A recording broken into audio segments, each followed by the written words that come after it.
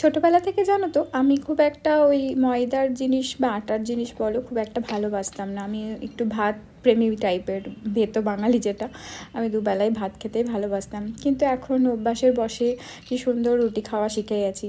একবেলা ভাত খেলে আর তখন আর একবেলা ভাত খেতে ইচ্ছাও করে না, কিছুটা ইচ্ছা করেও খায় না, কারণ মোটা হয়ে যাওয়ার ভয়ে। তো যাই হোক, আজকে সানি পছন্দের জিনিস একটা বানাচ্ছি, একটু চিনি আর আমুল দুধ দিয়ে বানাচ্ছি পরোটা। প্রথমে বেলে নিলাম, তার উপরে একটু ঘি দিয়েছি, তারপরে ওর মধ্যে দিয়ে দিলাম একটু চিনি, আর তারপরে দিচ্ছি আমুল দুধ। এবার ওই রুটিটাকে ভালো করে একটু চারকোনা মতো করে, অনেকজনা তিনকোনা টাইপেরও করে, যে যেমন শেপে ভালোবাসো আর কি। তো এবার এটা করে সাদা তেল বা ঘি যে কোনো একটা দিয়ে, আমি ঘি দিয়েছি বলে ঘি দিলাম না, অল্প একটু সাদা তেল দিয়ে একটুখানি গরম করে দিলাম। এটা শুনেছি সানির খুব ফেভারিট। সানি আবার একটুখানি রুটি পরোটা এগুলো ভালোবাসে খেতে, পরোটা খেতে তো বিশেষ করে ভালোবাসে। সঙ্গে একটু চাও করে দিয়েছি। চলো টাটা।